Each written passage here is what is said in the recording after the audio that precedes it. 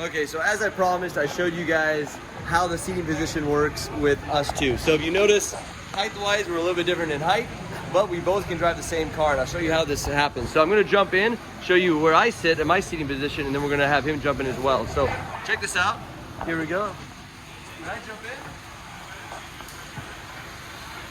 This is my ideal seating position, actually a little bit farther back. There we go.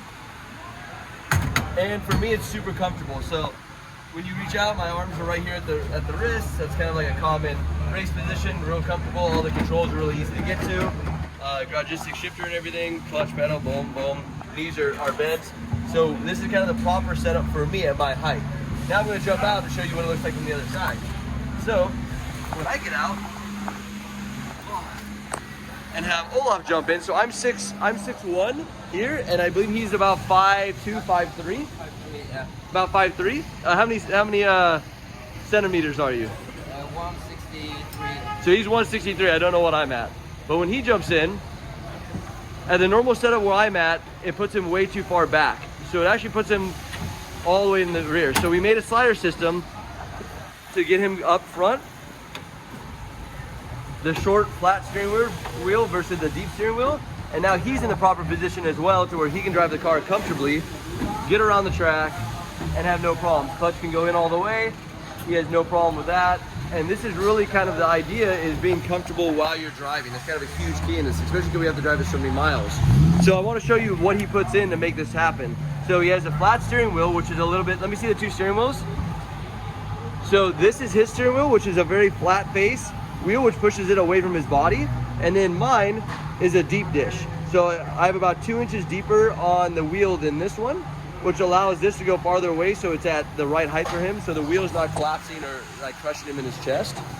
And then as far as pads and height-wise, NRG has these little pads. So there's a back pad right here that goes in. That gives him about 1.5 inches of forward movement in the seat, so it's more comfortable. And then the bottom, this pad, which you put the harness through here, we just didn't do it right now. This gives him about 3 inches of height, maybe a little more. And that really allows him to be super comfortable in the seating position, tucked in, still has the leg bolsters and the holding piece. Gets him nice and close to the wheel, all taken care of. And yeah, allows him to rock it. So we're not moving around in this seat either. And I think this is a really great product because I often end up in this situation because I'm so short. And in Sweden, people are a lot taller. Like Rome is the average height, and people are Josh Robinson height in general. So this is always a problem for us, and this is the first product I've seen that actually takes care of that problem in a good way.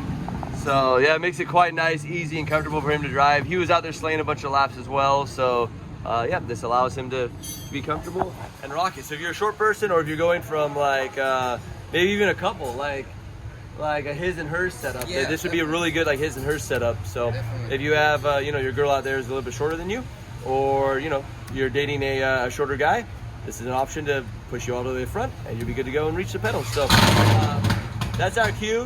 We'll probably cut the end of the video because it's going to get really, really loud. They're trying to fix that LS S14 behind us for comp. But I just want to show it to you. I promise you I put in this video somewhere.